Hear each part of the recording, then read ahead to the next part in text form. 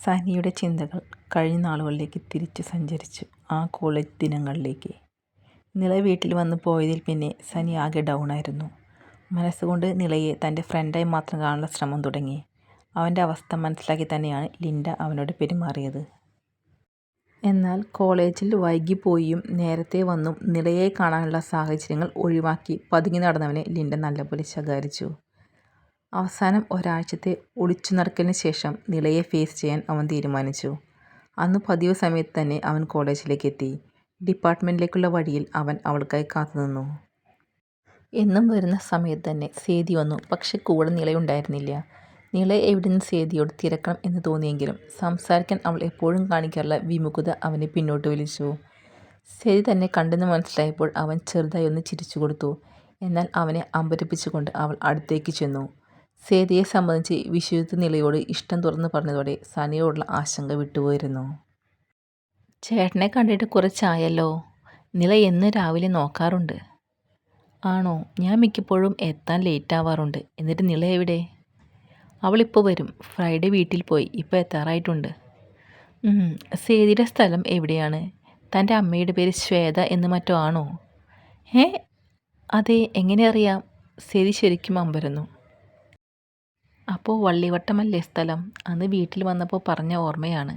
അന്നു മുതലേ തന്നെ നല്ല കണ്ടുപരിചയമുണ്ടെന്ന് മമ്മി പറഞ്ഞു. അന്നേരം മമ്മിക്കത് ചോദിക്കാൻ തോന്നിയില്ല. പിന്നെ ആലോചിച്ച് കണ്ടുപിടിച്ചതാ. മമ്മിയുടെ നാടും വള്ളിവട്ടം ആണ്. മമ്മിയും തൻ്റെ അമ്മയും ഒരേ സ്കൂളിലൊക്കെ ആയിരുന്നെന്ന് തോന്നുന്നു.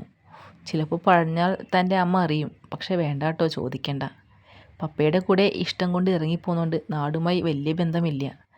പിന്നെ നല്ലതൊന്നും ആവില്ലല്ലോ അന്വേഷിച്ചാലും പറയാ. അതുകൊണ്ട് തന്നെയാ സംശയം തോന്നിട്ടും മമ്മി അന്ന് തന്നോട് ചോദിക്കാതിരുന്നത്. പറഞ്ഞാൽ ചിലപ്പോൾ അമ്മ അറിയും. അച്ഛൻ മരിച്ചപ്പോൾ ഞങ്ങൾ വീണ്ടും അമ്മയുടെ നാട്ടിലേക്ക് പോന്നു. അതറിയാം, ഒരിക്കൽ നില പറഞ്ഞിട്ടുണ്ട്. സേതിയുടെ സംസാരിച്ച് നിൽക്കലേ തന്നെ കോളേജിൽ ഗേറ്റിനടുത്തായി ഒരു കാർ വന്നതും അതിൽ നിന്ന് നിലയും ജിതിനും ഇറങ്ങുന്നതും സനി കണ്ടു. സനിക്ക് പിന്നാലെ സേതിയുടെ നോട്ടവും അങ്ങോട്ട് പോയി. നിലയും ജിതിനും ആരെയോ പ്രതീക്ഷിച്ചെന്ന പോലെ തന്നെ വഴിയെ നോക്കി നിൽപ്പാണ്. ഒട്ടും താമസിയാതെ അവർക്കടുത്തേക്ക് വിശ്വജിത്ത് എത്തുന്നതും ജിതിൻ കൈ കൊടുത്ത് ചിരിയോടെ സംസാരിക്കുന്നതും സനി കണ്ടു. അതോടെ നിലയ്ക്കും വിശ്വജിത്തിനും ഇടയിലെ മറ മാറിയെന്ന് സനിക്ക് മനസ്സിലായി. വിശ്വസാറും നിലയും നല്ല മാച്ചാണല്ലേ? സനിയുടെ വാക്കുകൾ കേട്ട് അമ്പരന്നാണ് സേതി അവരിൽ നിന്ന് നോട്ടം മാറ്റി സനിക്ക് നേരെ തിരിഞ്ഞത്. എനിക്കറിയാടോ സാറിന് നിലയെ ഇഷ്ടമാണെന്ന്. നിലയ്ക്കും ഇഷ്ടക്കുറവില്ലെന്ന് തോന്നുന്നു.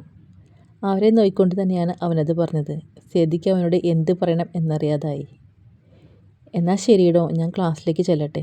ഞാൻ അന്വേഷിച്ചെന്ന് നിലയോട് പറഞ്ഞാൽ മതി. മനസ്സ് ഇനിയും പഠിക്കാത്തത് കൊണ്ടാവും അവരെ ഒന്നിച്ചു കണ്ടു നിൽക്കാൻ സനിക്ക് ബുദ്ധിമുട്ട് തോന്നിയത്. സേതി പറഞ്ഞറിഞ്ഞായിരിക്കണം അന്ന് ഉച്ചയ്ക്ക് നില സനിയെ തേടി ഡിപ്പാർട്ട്മെൻറ്റിൽ വന്നു. മമ്മിയുടെ സുഖവിവരം തിരക്കി തുടങ്ങിയ അവളുടെ സംസാരം ചെന്ന് അവസാനിച്ചത് എനിക്ക് സനിച്ചേട്ടനെ ഒരു ഫ്രണ്ടായി മാത്രം കാണാൻ കഴിയൂ എന്നാണ്.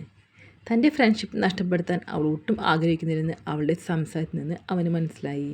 ഒരു നല്ല ഫ്രണ്ടായി എന്നും കൂടെ ഉണ്ടാകുമെന്ന് അവൾക്ക് കൊടുത്ത വാക്ക് പാലിക്കാൻ അവൻ ശ്രമിച്ചുകൊണ്ടേയിരുന്നു. പോകെ പോകെ വിശ്വജിത്തിനെയും നിലയെയും ഒന്നിച്ചു കാണുന്ന സന്ദർഭങ്ങൾ ഒരു ചിരിയോടെ നോക്കിക്കാണാൻ മനസ്സ് പാകപ്പെട്ടു. എന്നാലും അറിഞ്ഞുകൊണ്ട് അവർക്കിടയിൽ ചെന്നുപെടാതിരിക്കാൻ അവൻ ശ്രമിച്ചു. ഫൈനൽ സെമ്മിലേക്ക് കടന്നതോടെ എല്ലാവർക്കും തിരക്കുകളായി. പരസ്പരം കാണാനുള്ള അവസരങ്ങൾ കുറഞ്ഞു. എന്നാലും ഫോണിൽ കൂടി കോണ്ടാക്ട് കീപ്പ് ചെയ്തിരുന്നു. ക്യാമ്പസ് ഇൻ്റർവ്യൂ വഴി സേതിക്ക് നല്ലൊരു കമ്പനി പ്ലേസ്മെൻറ്റ് കിട്ടി. നില നല്ല ഉഴപ്പായിരുന്നു. അതിന് വിശ്വജിത്തിൽ നിന്ന് അവൾക്ക് കണക്കിന് കിട്ടുകയും ചെയ്യാറുണ്ട്.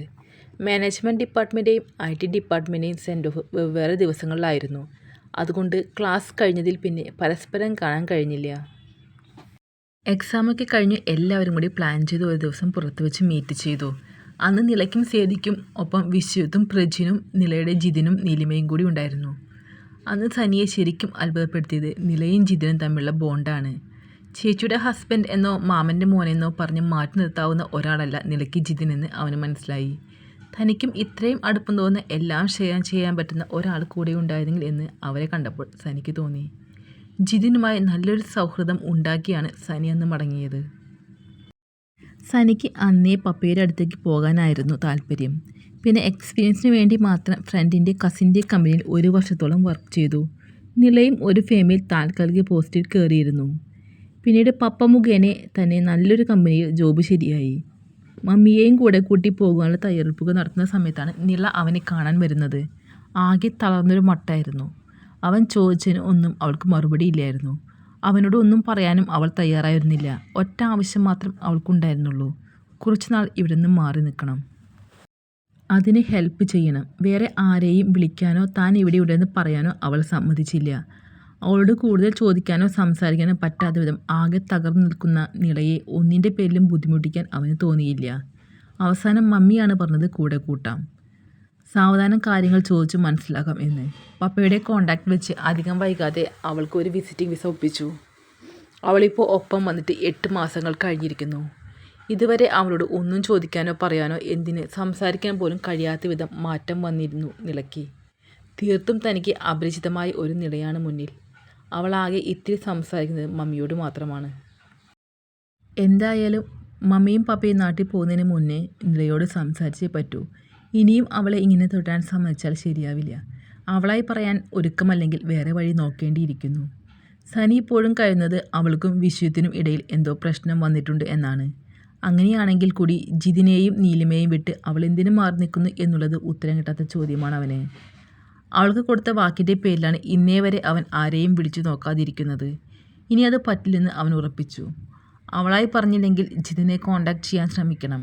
അല്ലെങ്കിൽ പപ്പയും മമ്മിയും പോകുന്നത് മമ്മിയുടെ നാട്ടിലേക്കാണ്. അപ്പം മമ്മിയോട് സേതിയെ നേരിട്ട് പോയി കാണാൻ പറയണം. അവൾക്ക് ഒന്നും അറിയാതിരിക്കില്ലല്ലോ. ഇങ്ങനെ പലതും മനസ്സിൽ ഉറപ്പിച്ചാണ് സനി ഉറങ്ങാൻ കിടന്നത്. രാത്രി ഏറെ കഴിഞ്ഞിട്ടും ഉറക്കം കണ്ണിൽ കയറാതെ വെറുതെ കിടപ്പാണ് നിള. അവളുടെ ഉള്ളിൽ തന്നെ വെറുപ്പോടെ നോക്കുന്ന ജിതിൻ്റെ മുഖം മാത്രമാണ്. അന്നത്തെ ദിവസം ഓർക്കെ തന്നെ അവൾ തളരും. വേറെ ആരെയും ഓർക്കാനോ മിണ്ടാനോ നോക്കാനോ കഴിയാത്ത വിധം അവൾ തളരും. തുടരും. സ്നേഹത്തോടെ, അഭിനവി.